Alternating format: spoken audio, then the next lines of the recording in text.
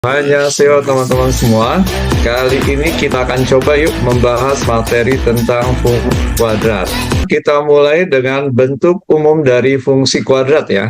Nah ini teman-teman perhatikan semua.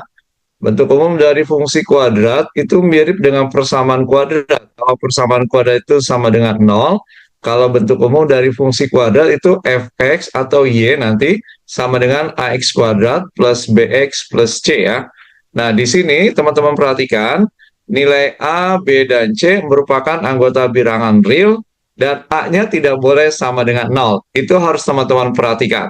Oke, kemudian grafik fungsi kuadrat itu biasanya berbentuk parabola. Makanya sering disebut dengan fungsi parabola gitu ya.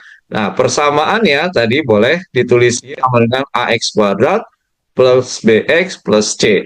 Nah, teman-teman semua, di sini di fungsi kuadrat itu ada yang namanya diskriminan ya. Nanti akan kita gunakan. Kalau pada persamaan kuadrat ini digunakan untuk mencari akar-akarnya ya, menentukan jenis akar. Di sini diskriminan harus teman-teman ingat itu D sama dengan B kuadrat min 4AC. Nah, selanjutnya saya ingin kasih tahu nih langkah-langkah dalam membuat sketsa grafik fungsi kuadrat.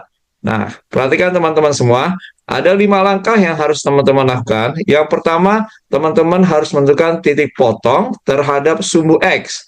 Syaratnya, Y-nya sama dengan 0. Kemudian, teman-teman cari titik potong terhadap sumbu Y. Ada, maka X-nya sama dengan 0.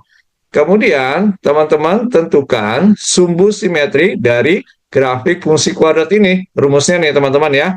X sama dengan min B per 2A.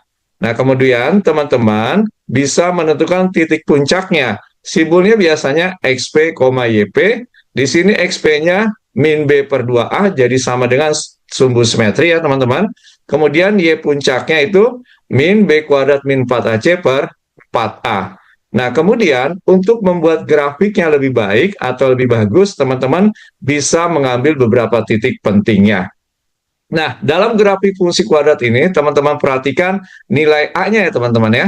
Jadi di sini teman-teman perhatikan, kalau seandainya nilai A ini lebih dari 0, maka grafiknya pasti terbuka ke atas. Puncaknya biasanya disebut titik balik minimum.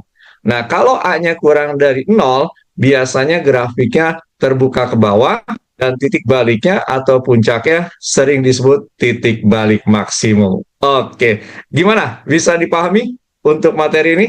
Oke.